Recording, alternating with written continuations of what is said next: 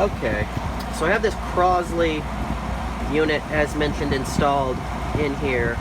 This is the 10,000 BTU Crosley. It's made by Whirlpool unit. And the weirdest thing's happening with this unit, maybe not too weird, but I don't like it.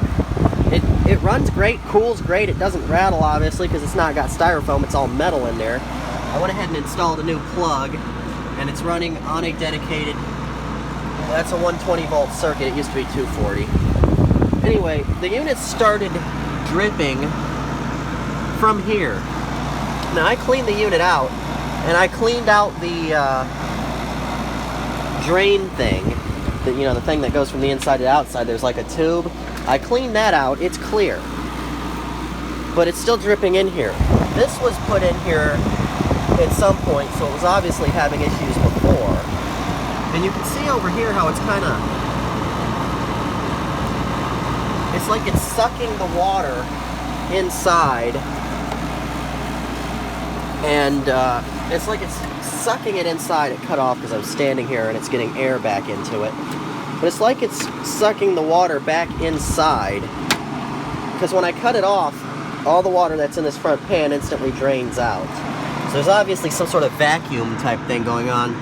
Anyway, I put a paper towel back there. Ignore my burned window. That's kind of interesting, but anyway, yeah, I put a paper towel there, and I kind of bent this bracket so that it leans back slightly. Slightly more than it did. And I know they say to angle them back, but this really shouldn't be an issue. You really don't need to angle them back like they say you do. If it's sitting flat, it should be draining out.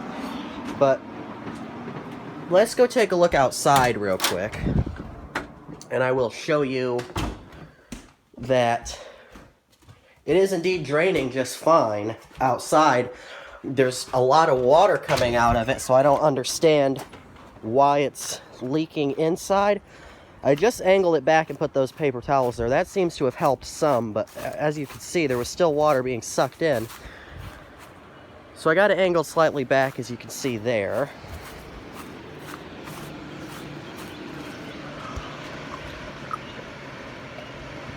Of course, it's quit now, probably just because I angled it back.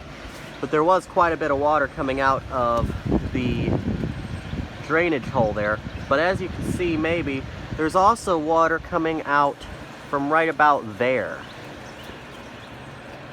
Yeah, you can kind of see the drip there. See? It's dripping from there. It was also dripping from here. I got a ladder and looked up in there, and there's water coming out. I could see it coming out through the tube that goes from the inside to the outside. So I don't really understand what's going on here. It's like there's a vacuum pulling the water back in. It really is. It's strange. Anyway, I've leaned it back just by bending that bracket. I've never understood. They always say to lean them back slightly. How the hell do you do that? Without, like I did, bending it. But you buy a new air conditioner, you're not going to bend it. You're just going to stick it in the window, right? I shouldn't have to bend it, is the point. And obviously somebody was having issues with it before, or that piece of metal wouldn't have been shoved in there. But you can see that it's just, see the water in there? And it's like it's sucking it in with the air. Because if I turn it off, that will go back out.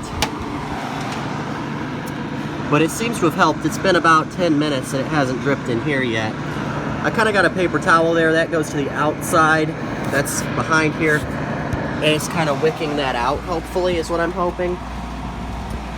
And then the leaning it back slightly. So hopefully that's fixed that.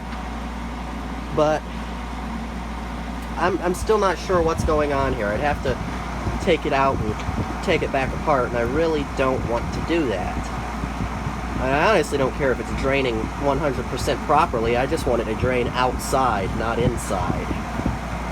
Anyway, that's an update on this thing.